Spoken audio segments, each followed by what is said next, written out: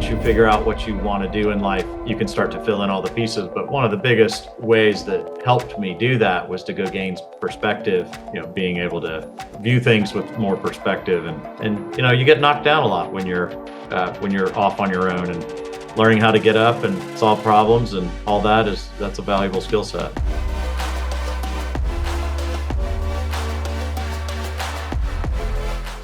Welcome to the fourth episode of Leading with Relevance. This is a podcast that features today's prominent leaders. And I like to say it's people that are busting through the status quo or have busted through the status quo to impact communities and to impact companies. Our goal is to interview and highlight people on their personal and professional journeys. And we also want to talk about each leader's why, as Simon Sinek said, what really motivates them. It is really about leadership. And for the listeners, we're looking to give you some practical insights that you can apply to your journey. I'm Tino Mantella. I'm the Chief Strategy Officer for Relevance, and I'm loving the opportunity to talk to and learn from our many leaders that we've been talking to already, and we've got a bunch lined up moving forward. So today I have the pleasure of interviewing Mark Buffington. He's a friend and a co-founder and CEO of BIP Capital, BIP Ventures, one of the most active and recognized and successful brands in the Southeast. Let me tell you a little bit about him. He's managing partner and CEO of BIP Ventures. He manages $1.9 billion in assets, multi-stage fund, led investment rounds for over 35 companies. And he founded 5 businesses, and we'll talk a little bit about that in a while. He's also pioneered a new business model of wealth management, and that has $3.6 billion in assets under management. He's a board member of several private companies. He's engaged in the community in nonprofit boards as well. He's a landlord, he's a coach, and he's an inspirational leader. He's a Georgia Tech grad, played baseball at Georgia Tech. And in my personal view, Mark's leadership led to initiatives that have helped put Atlanta on the map in terms of a leading tech hub. Mark, welcome to Leading with Relevance. Thanks. That was a long intro. Exhausting. So let me start. I like to ask the first question because I think a lot of us shaped, our direction in our early years, our formative years. So, during your childhood, are there some things you'd point out that what shaped you, one or two key figures that impacted your values and your trajectory? Well, I think number one, my mom was an entrepreneur. She built her own business. And so I watched that from an early age, probably not understanding exactly what I was learning, but, I saw the long nights, up until 4 a.m, the worried about making payroll. By and large, she did very well over time. Unfortunately, not until I got out of high school. So we grew up as middle classers, but certainly saw that journey and what it ultimately did for them and creating financial independence. And so that was a big influence. I think and then playing baseball was very formative in terms of me thinking through, and I didn't really realize this until later either, until you get a little older and can synthesize all this, but what it means to build effective teams, how to compete, the types of people that we're looking for, particularly in venture. I mean, it's a lot like baseball. I mean, if you're a good hitter, you're going to be successful 3 out of 10 times. And, it's similar in venture, and you're going to get knocked down a lot, and you got to get back up, and you got to learn lessons quickly and adjust. And so, the experience of that, and I had a lot of great coaches along the way that, modeled that, how to build teams, how to pick people up when they're down, maybe how to get in their grill when they're not performing at their, expected level, and balancing all that, but doing it out of love and out of things that, really just, are built around a shared goal. In that case, winning, but, in the case of building businesses, ultimately winning, but building great companies, helping people develop their careers. So that was formative. And then, the most formative thing for me was I lived abroad after I figured out baseball wasn't going to be a career for me. I lived in Argentina for 2 years. And just, that whole experience, I won't ramble on too long unless you want to dig deeper into it. It just, made me realize, how just immensely fortunate I was to grow up in the United States with all the opportunity around me. I can assure you that that opportunity was not only did it not exist there, it wasn't even in the realm of possibility. I lived with a family the whole time I was there. Again, what they called a middle class Argentine family, but I can assure you their middle class is not our middle Right. class. And so anyway, long and to make a short story long, that was extremely formative for me. I mean, I decided right then and there I was a capitalist and that our system was, really the best system in the world to be innovative, to create, to help lift people up. And they just didn't have those opportunities, and it showed all around in society and in the way they viewed life. So, and we can unpack that more if you'd like, but those were probably the three biggest forces. Yeah, no, that's interesting. And so you played baseball at Georgia Tech, and then when you graduated, you went to Argentina, which I didn't realize. And you did that for a couple of years. Did you work when you were there, or were you basically just kind of seeing the what was happening there? I did.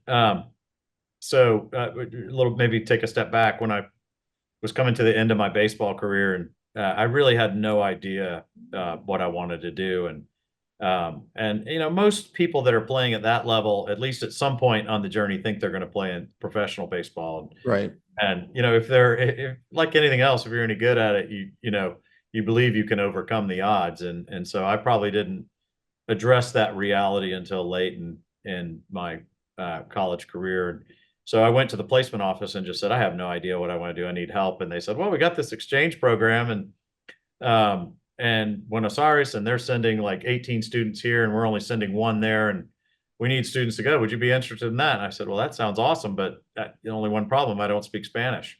And they said, well, you'll learn. It's total immersion. And so I did that, and yeah, so I had a job there. Turns out, and this was early on, there was a bunch of people that wanted to learn how to speak English from a native speaking English person, and so Oh, they set you up in a job. That's an interesting story. It's kind of on my journey to entrepreneurship. So I quickly realized that the company that they were kind of outsourcing this to place native English speaking people in was taking about 90% of the economics and, paying us roughly 10% of the economics. And so I made a vow not to take any of that company's business, but I was going to start my own there. So about 6 or 7 months in, I started my own, and that was probably my first entrepreneurial big step. And it ended up being, obviously much more successful, and it paid for a chunk of my graduate school, not all of it, but it was that was a great lesson learned. And but yeah, short story is I did work there and got a chance to learn a lot about Argentine industry and industries I'd never had any experience in. So that was, obviously formative as well, and I really appreciated the opportunity to do that. so you came back and then you went to Tulane, or did you have a gap there for, because I thought it was interesting given, what you do now to have a undergrad degree in management and then a degree in finance. Did you actually, with the graduate degree, were you thinking about your future at that point and how you could apply that degree to building businesses? Yeah, by the time I got to graduate school, I was really thinking a lot about how to apply what I was learning. And I think, yes, there was a gap in between Argentina and graduate school. Actually, while I was living in Argentina, I got a message from, in a roundabout way, that a company out of Georgia, headquartered in Columbus, Georgia, called Total System Services, or Yeah. TSYS, was launching an international division. They had their first big project in Mexico, and they needed Spanish speaking people, but also with somewhat of a business background. And would I be interested? And my dad was kind of an old school Southern guy, great business career, but he said, he was always wondering, like, what in the heck are you doing down there in Argentina? And you're teaching English, and you got to start building a career. And I was like, well, Dad, well, I'm making this much money, and it's going to pay for grad school. And he eventually, came around. But when I called him and said, look, I got this opportunity in Mexico, with a company out of Columbus. It's it was basically, TSYS was spun out of Synovus, which is a local Georgia bank, one of the, I guess, top 30 banks in the US Yeah. now. That was a startup for them. And so I think I was employee number 10 or something like that Wow. in the international startup division. And I can assure you, I mean, it was every bit of a startup. And, granted, that was spun out of a publicly traded company, but, and then itself went public. But what an experience. I mean, we were in Toluca, Mexico, and in Mexico City and all over Mexico servicing banks there. And, so I got, really, I didn't at the time probably realize as much of what I was learning, but a real crash course in how to take, they took those skills in their growing business in the United States and were just taking it international. And, I was fortunate enough to be a youngster on that team and watch it. So that was, also something that gave me a lot of insight into what it took to be an entrepreneur. So when I went back to graduate school, though, it's funny, I was talking about this today with somebody else. Why did I choose Tulane over, seemingly, other schools that, were in the Northeast and bigger reputation? And it's because I thought I would go back to Latin America and be an expat. That's Oh, a, yeah, that's a really good life, by the way. And so, my actual area of focus in graduate school was econometrics and finance. So, okay. and I got recruited by a firm out of San Francisco that took me out west. And I had no plans to do that. Every idea that I was going to go back to South America, but that the opportunity was so good. And really, that is what set me up.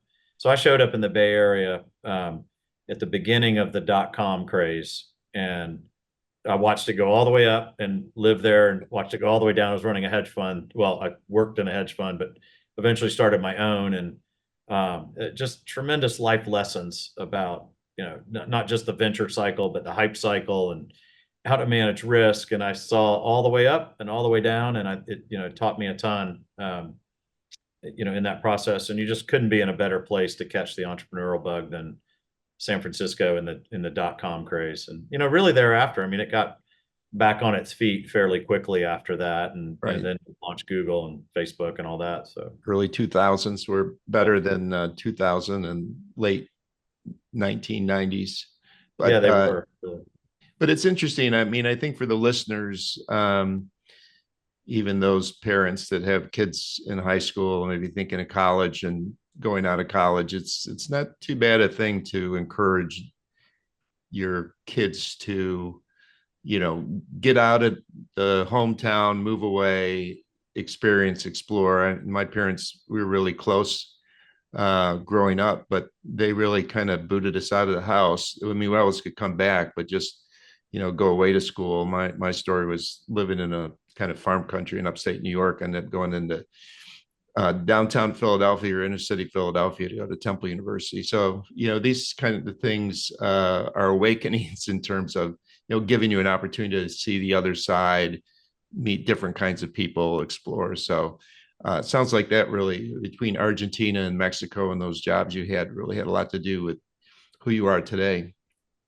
For sure. And, you learn, I totally agree with your advice. I mean, owning a wealth management business, tons of, parents come ask us, hey, will you talk to my, graduating senior from college or graduating senior from high school, and just give them a little life perspective. And always happy to do it. And one of the first, questions I ask is, do you have any idea what you want to do in life? And usually the answer, after you cut through a lot of polite stuff, is, I want to make it big. And, and I will define that. Do you want to be rich? You want to be successful? You want to, manage complex problems? And, usually some of them at that age can muster an answer, and others are still figuring it out. Right.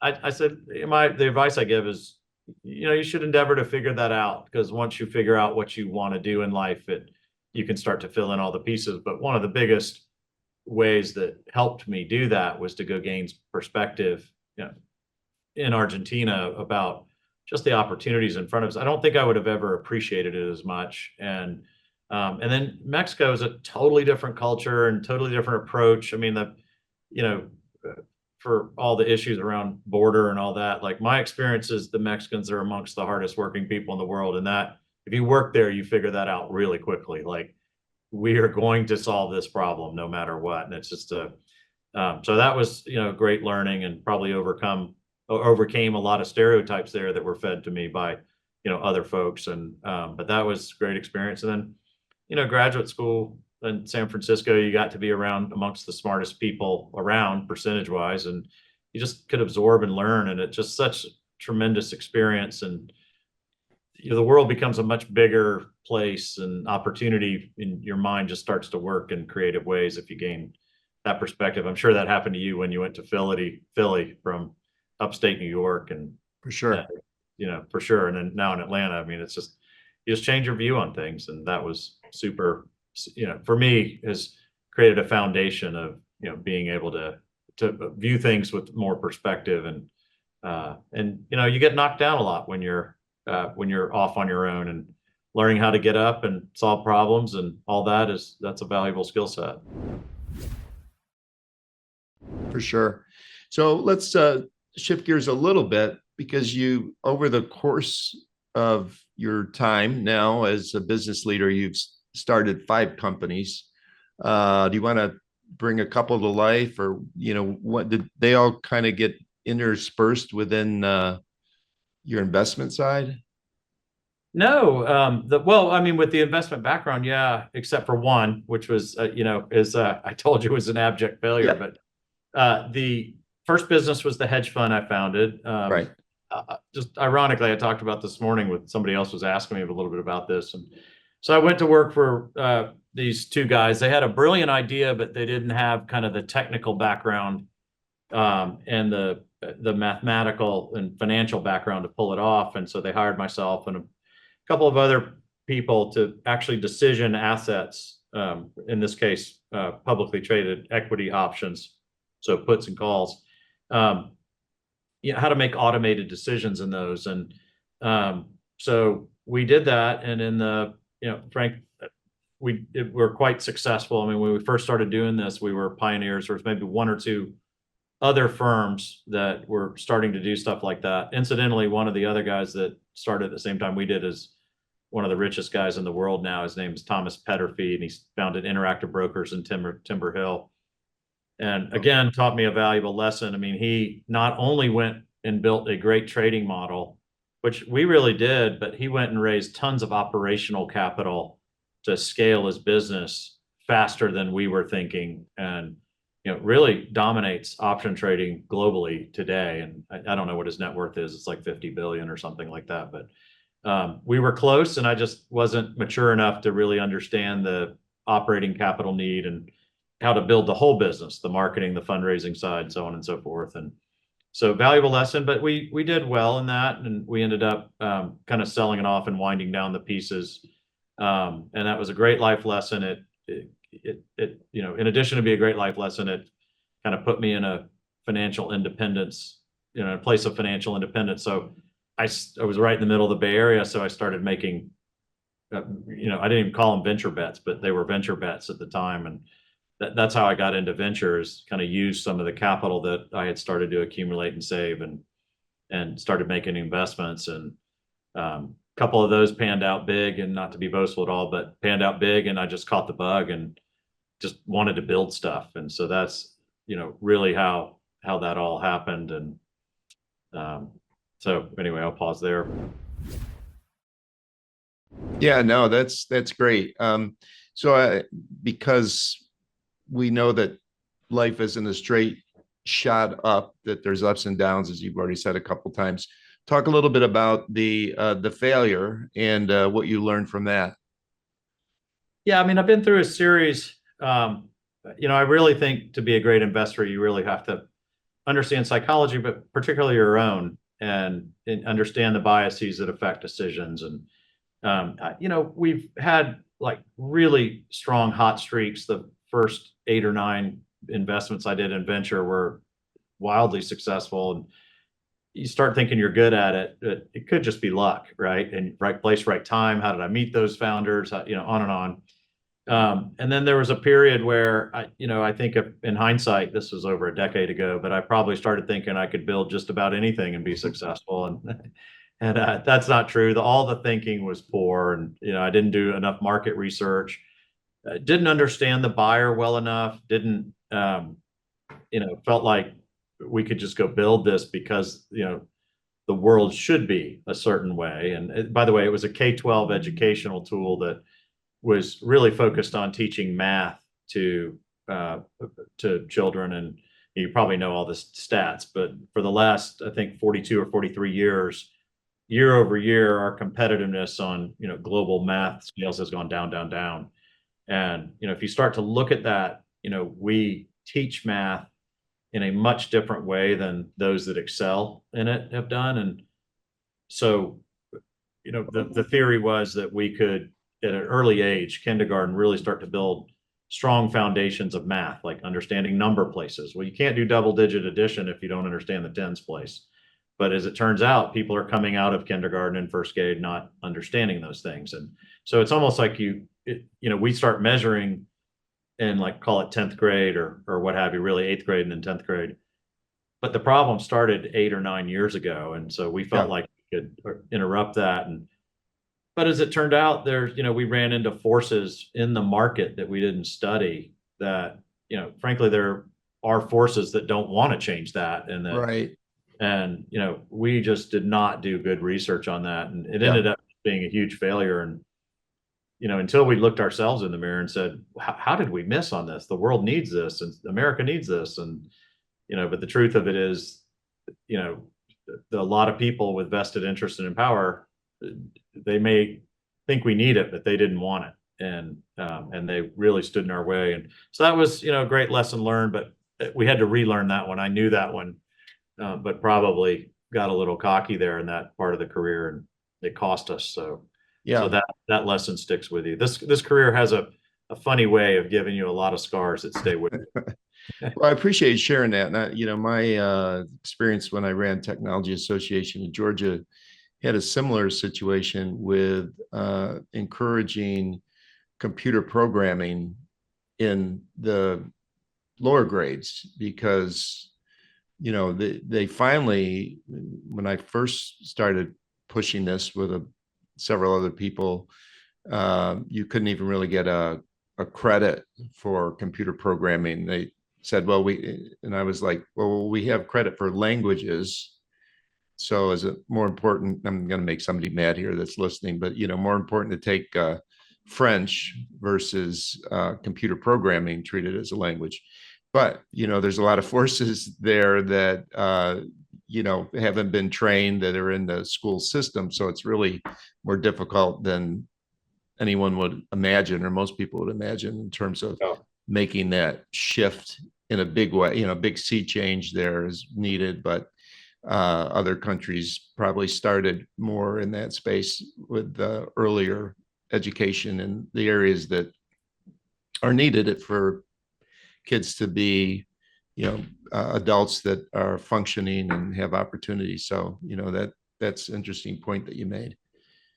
Well, for sure. I mean, there's a lot of regulatory capture in education, and not just K-12, but now even at the university level, and it affects what we learn, what we invest in, and ultimately will have a long-term impact on our ability to be a leader in innovation. And the good news is we have such a head start that hopefully this will rectify itself. But if there's any industry in my mind that needs to be disrupted, it's education, all top to bottom. And but I'm sure I just ticked off the same people that you made mad earlier.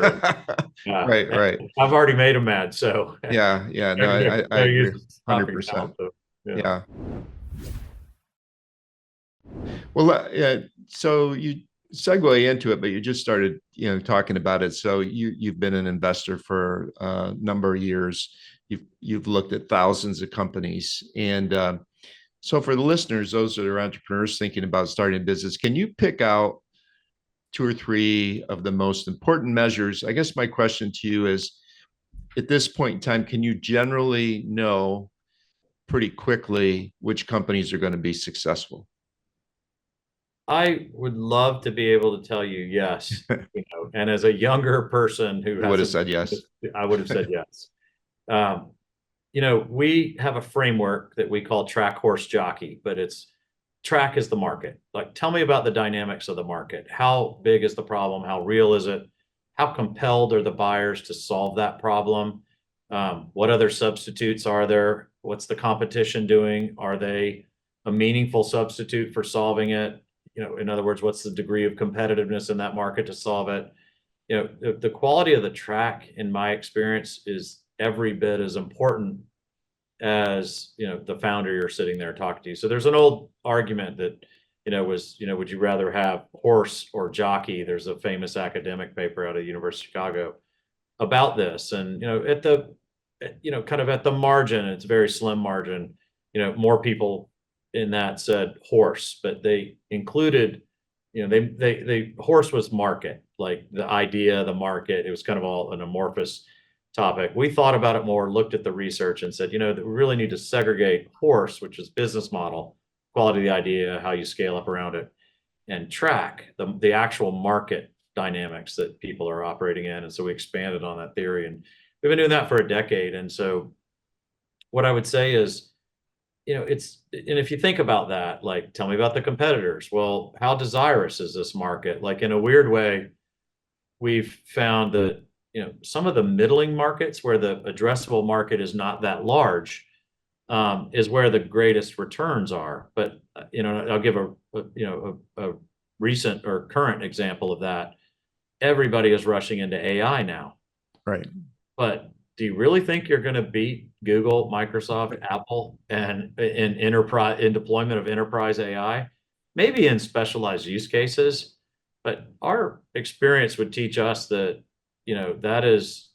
those are pretty bloody waters, and you're going up against people with an embedded network effect and ability to deploy, and so we see it as much more as an incremental tool for us. That's not saying we're not looking at a lot of AI, but not necessarily in pure enterprise AI, and where we think there's going to be massive competition.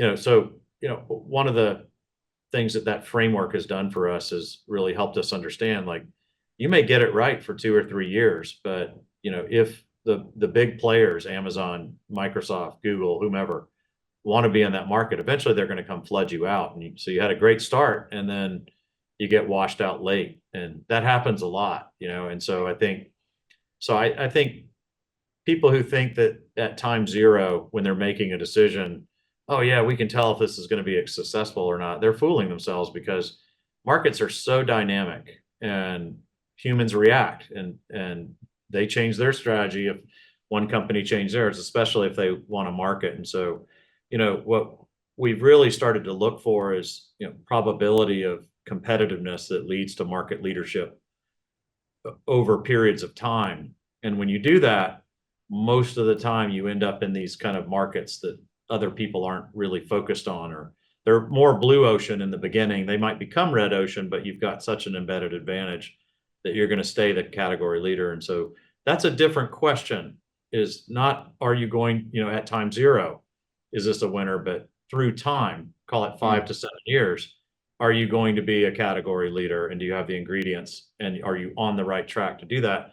Then asking the question of just, what are the 3 or 4 things we're looking for at time zero? And I think when you start to think about it that way, you come to different conclusions. And, I would say that's, a big reason why we've been really successful generating returns, is because we don't think about things like everybody else thinks. And we're thinking over long time periods, and we're thinking in terms of competitiveness, and not what we can sell it for maybe in 1 or 2 years, or what we can mark our book up, on a paper basis or on an unrealized basis in 1 to 2 years, and then raise the next fund. And so.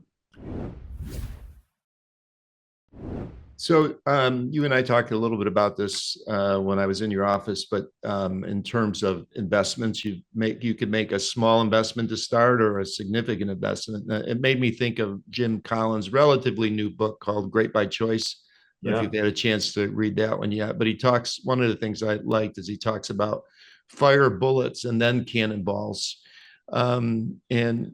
So as you're investing, are you typically looking at small bets first and then going in with a larger amount later, or is it just vary every case by case? No, no. Now I'll get a little bit of a little bit academic or wonky on you. I think, and econometrics is decision science. So how do you make decisions? How do you frame that? You know, I think to your question, the way the venture market started was, these really interesting people on the West Coast started saying, hey, we can build businesses around technology and be ahead on the technology curve and spin up a business around it. And there's a pot of gold at the end of that rainbow. And the early years, these are the Don Valentines of the world that founded Sequoia and those Mhm. guys. Most of this spun out of Fairchild Semiconductor, but those guys were brilliant in what they did early on. And but as the market expanded and as the world started trying to emulate them, those initial advantages started being eroded. And so then you saw institutions saw that, and then they started coming in and started designing their portfolios, but they wanted something very specific. They would say, hey, you're my West Coast AI investor, or you're my global, or you're my Southeast investor for enterprise SaaS or fintech. And the more they kind of, they were the main funding source for the industry, they imposed, their framework on Mhm. the rest of the world. And, so when we looked at that, we thought this makes no sense whatsoever. Like if I go early stage, why do I want to de-risk something and build something of value only to raise my hand and say, hey, larger VC or growth equity fund, you come in and put the rest of the capital in. We've warmed up the water, so come on in. Mhm. And it just in academic terms, essentially we created a very valuable option that we're now giving away to somebody else. And Yes. so I think that the market, because of the way it gets funded through institutional investors, and they want to allocate to however they've created their slices of the pie, the market fundamentally misprices or gives away option value.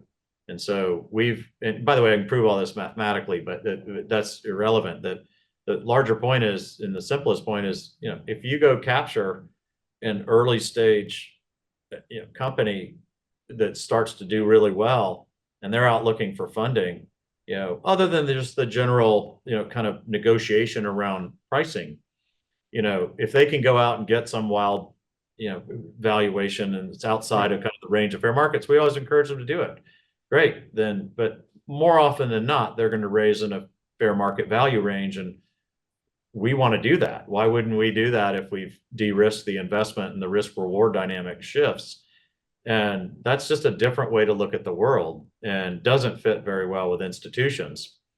And so we've proven that if, not only have our funds been really successful, mid-20s net returns to investors for 2 decades, but our co-investments, so the follow-ons in those that, where we're really, really quintupling down on our winners, have been much more successful. And we've proven that. And when we first started doing that, roughly 20 years ago or 15 years ago, people told us, you're nuts, that's conflicted, you shouldn't do that. Now everybody's trying to do that and really kind of take their great internal proprietary deal flow and fund it. The institutions are trying to do it. So they'll come and say, hey, I'll put 20 million in your fund, but we get the co-investment and the follow-on for free. And we've always said, well, why would we do that? I mean, there's Yeah. tremendous value in that. And so that was really the impetus for building the wealth management businesses, to have a pool of flexible capital that allowed us to capture the option value whenever we wanted to. And so anyway, so that, that's, you asked about, we're multi-stage and how do you do investments and how do you think Yeah. about it?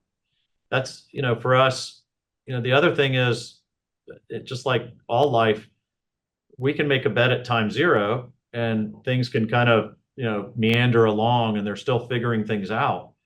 And we've had plenty of investments where they were meandering along, but there was enough there where we said, we'll feed them a little bit more money to see if they can break through because we think it's close and we've done enough research.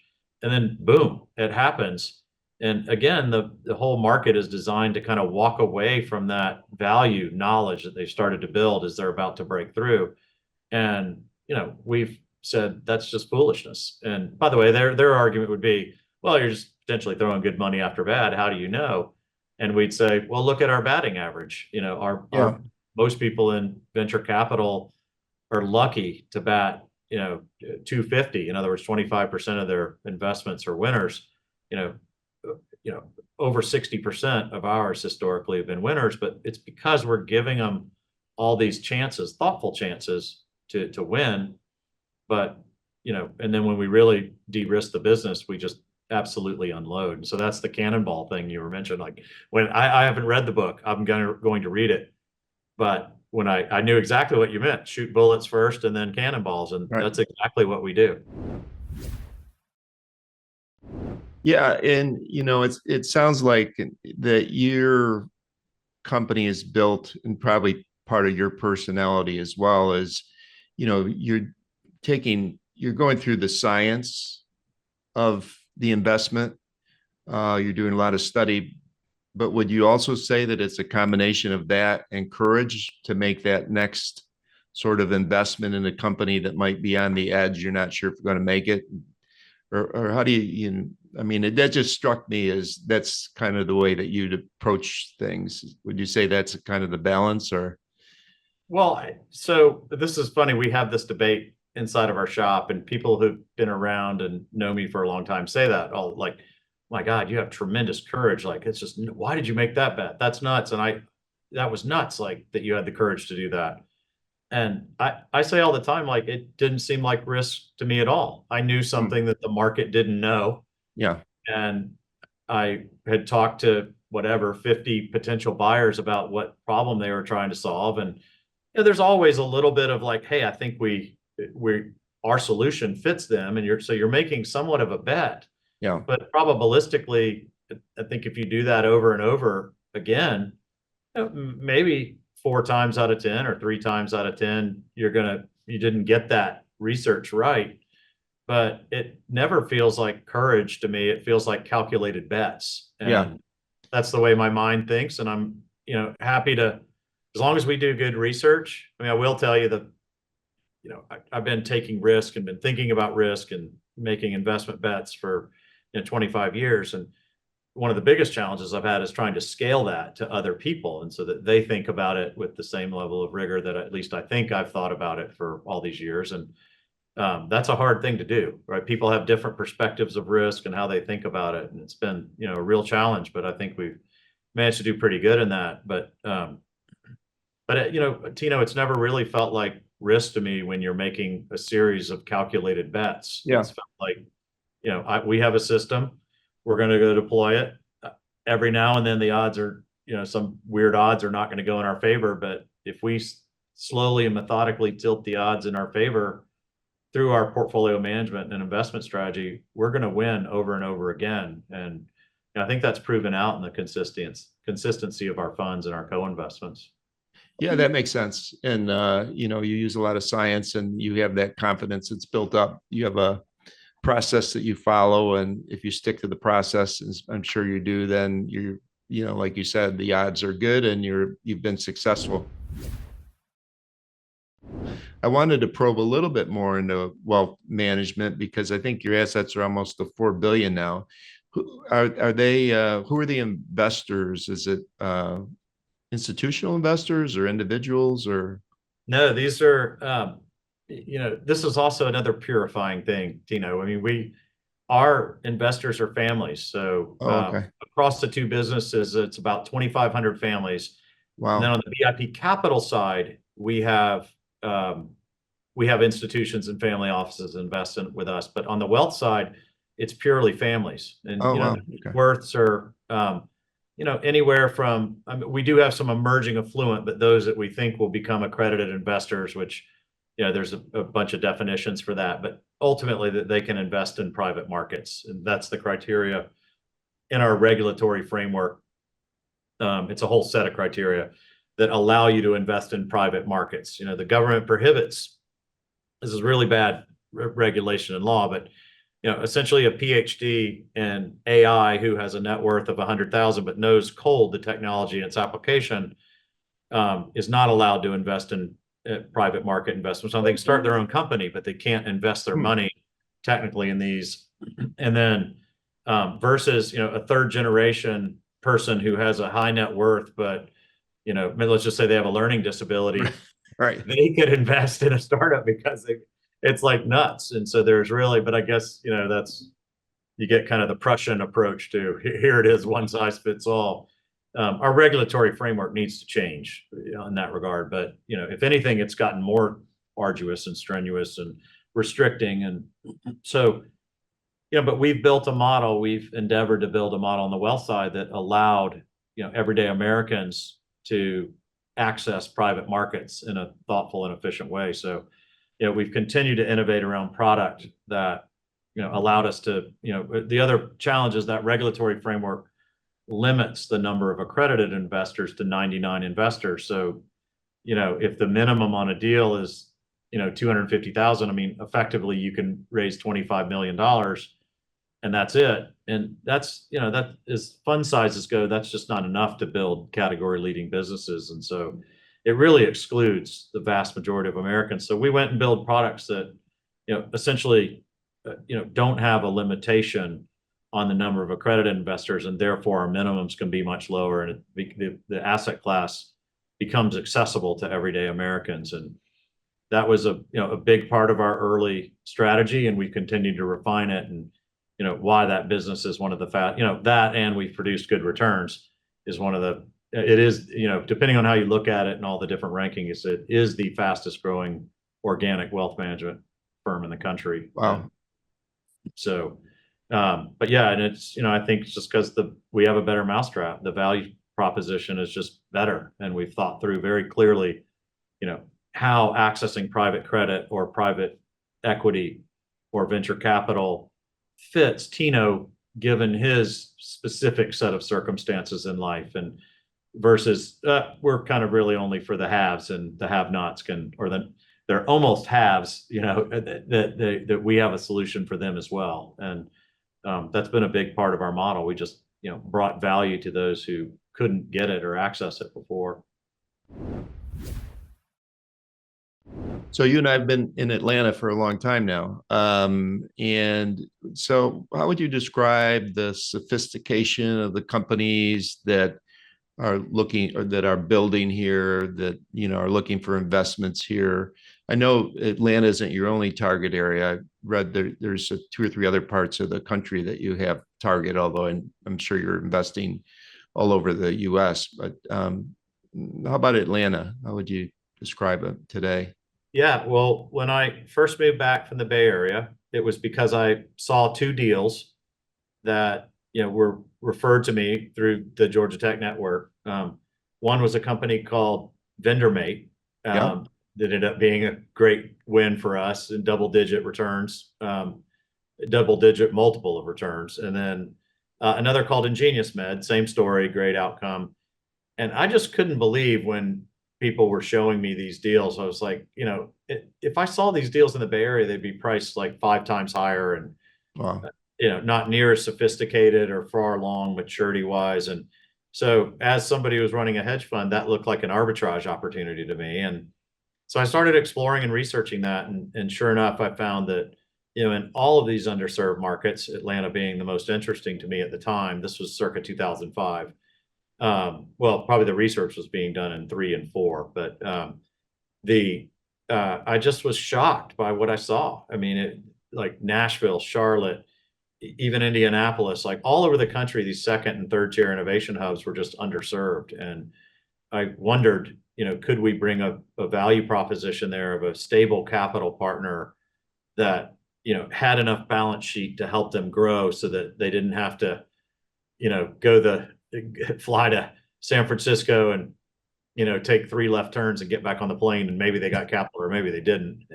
And, so it turns out that was a good bet, because there was just a massive pent up need with high quality companies. I mean, this stat's probably 5 years old, but I think when I looked at the unicorn list 5 years ago, 70% of it originated outside the Bay Area. So now they ended up taking capital probably from people in the Bay Area, or Boston, but they didn't start there. And so I saw that as tremendous opportunity. And so to answer your specific question, I mean, Atlanta, when we got here, was like wide open.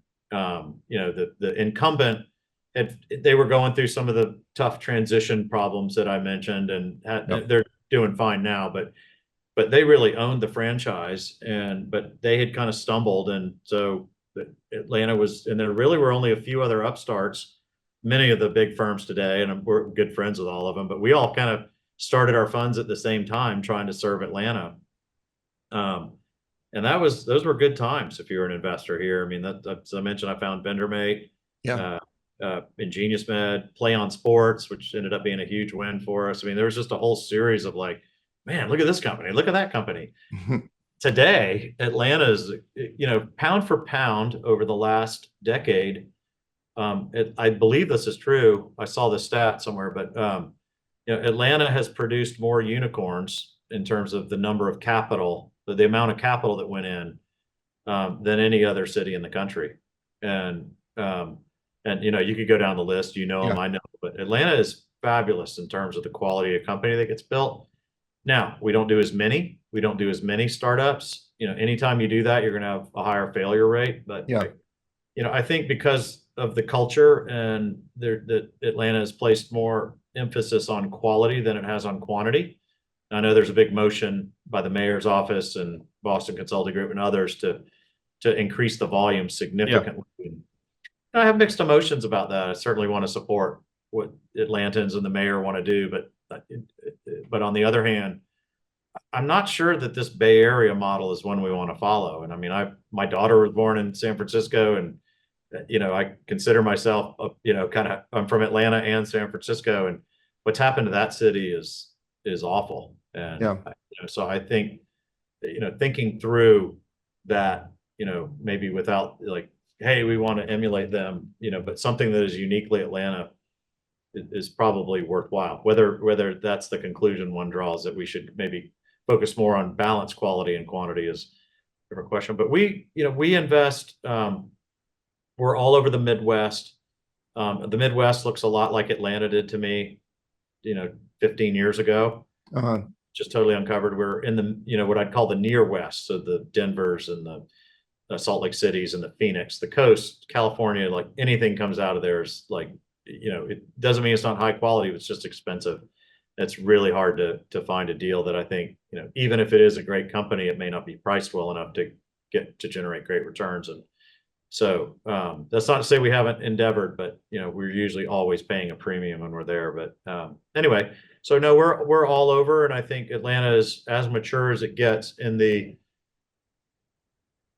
call it the lower end of the first tier market or the upper end of the second tier market, and innovation hubs. And I think it's probably fair to put it in the kind of lower middle pack of the first tier innovation hubs. Atlanta's a great venture city and becoming better.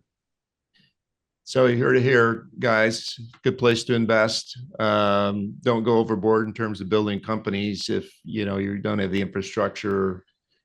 Be unique in terms of Atlanta and what we can do here. We're almost out of time, but I did want to make sure I asked you about leadership, since this is a leadership podcast. And you had mentioned earlier the process that you go through and the importance of market and all the different steps you take. But how do you assess leadership in terms of people coming in with ideas? How do you evaluate the leader? If they're ready with guidance, or if you actually need to change the leader in order to be successful, maybe with a company that's got a great market idea.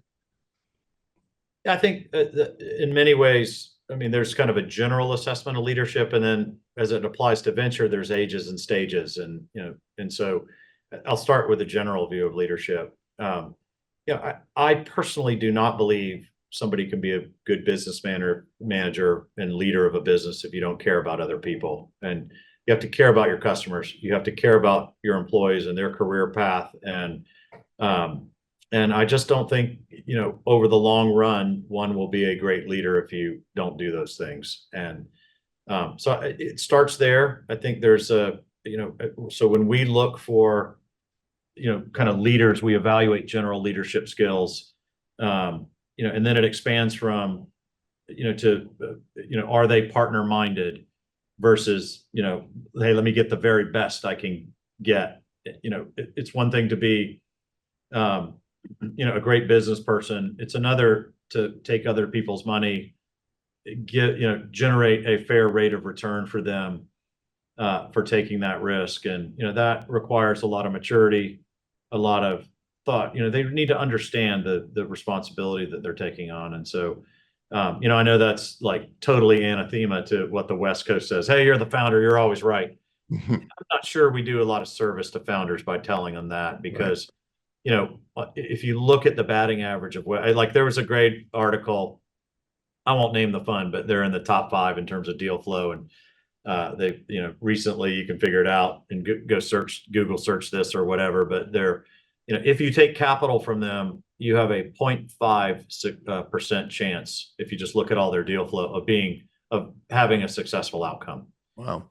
And this is one of the top funds in the world. If you just read the press and look at number of deals, their returns it's one of the, you might as well just invest in, a good, solid, publicly traded stock. But you would never know that from, looking at their returns. But anyway, so or looking at their marketing and how they build their brand. But I just say that to say, like, I think we look for people who are, think for themselves, who have shown you that they're willing to sacrifice, delay gratification. All of those things are things that great leaders, particularly in venture, do. Because, there's early on, when Bill Harris and I were founding BIP Wealth, or when I was founding this business with, 2 guys that are retired now, Sean Welch and Scott Presley, there are plenty of times where we didn't take a payroll so that we could our staff could take a payroll. And Yeah. so we certainly understand that. But, that's leadership. And, but if somebody's all about me and it's all about them, A, they're not going to listen to customers, and B, they're not going to recruit the best talent. And that's at the end of the day, this is, as much about recruiting great talent in a war for talent as it is about finding the right markets. Because once you find the right market, other people want it, and usually, and you got to go find, attract people to go win that market. And so to me, leadership is a lot about selflessness and servant leadership. And, you learn that the hard way. I mean, I've been fortunate enough to build, by the way, I'm a middle classer and a Catholic, so I got a huge, like, guilt trip. I don't know if I'll ever get accustomed to the success we've had, but you realize very quickly that that doesn't change your life. Like, my wife still gripes with me about the same stuff she did 20 years ago. And Right. my bed still feels the same as it did in the bigger house, as it did in the smaller house. And, it really becomes about, a mindset of serving others. And that's the real currency and the utility. And we look for that in others. The best leaders that we've invested with have taught me more than I've taught them, and about life. And they had great philosophies. And I just fundamentally don't believe selfish people tend to do well. It's not to say some don't, but on average, that just the contemplative, thoughtful, selfless leaders who are in it to win it, and they're willing to sacrifice, those are the ones who succeed. And so, as it applies to venture, that's what we're looking for: is partner-minded people who care about their people. They got to have domain expertise, and they got to have operating acumen and all of that. But those are kind of table stakes. But to me, the differentiators are all those human characteristics and ultimately, you got to be able to sell. I mean, Yeah. right. You don't sell well if you can't listen and you're not empathetic. And so those are the skills we look for on top of the basic skills. No, that's really helpful. And, probably more important today than it's ever been in terms of, the new generations coming up and what people are expecting in terms of, one of the questions, if we had time, was going to ask you about, purpose-driven leadership. Conscious capitalism is one of the things that's kind of a movement out there now. And it's just that, there's 2 bottom lines. There's the bottom line of profit and shareholders, and there's the bottom line of, what's the purpose, what's the impact you're going to have on your stakeholders. So that's We'll have to extend if you want, or if we run out of time, you let me know. Yeah. No, I think we're good, but let me at least, because they can bounce this around. I mean, do you want to talk a little bit about, well, we kind of covered purpose-driven. The last question I was going to ask you, so let me do this, but then we can go back and we can pepper some things in if there's something that I didn't ask you of the questions, or questions that aren't in there. But the last thing I like to ask is if you could leave the listeners with one suggestion, one piece of advice regarding relevant leadership today, what would it be? Well, I probably mindset. And I just finished reading a book. It was gifted to me, by the way, by another entrepreneur in town that we didn't have the opportunity to invest in, but we built a relationship. And yeah, it's called The Ultimate Gift. I don't know if you've read the book, but No. it's really good. But it's a whole series of just mindset of how one approaches every day and other people, and it obviously goes to purpose. Um, and it's about gratitude. It's about taking problems and turning them into opportunities. It's about resilience. You get knocked down, can you get up? Um, it's about really having perspective around other people's needs. And I thought it was great. It's not supposedly it's based off the life of Andrew Carnegie and the Hmm. metamorphosis he went through in his life, in a tough business, right, that he consolidated. And but then really started to rethink his place in the world. And so it's a fiction, but it's kind of about that and his life lessons. And I thought it was absolutely fantastic. So I'd say mindset has a lot to do with it. I mean, in this business, I'd say in venture, the highs are highs and the lows are lower. And the highs are higher and the lows are lower. So you're going to get a chance almost every day to get upset about something.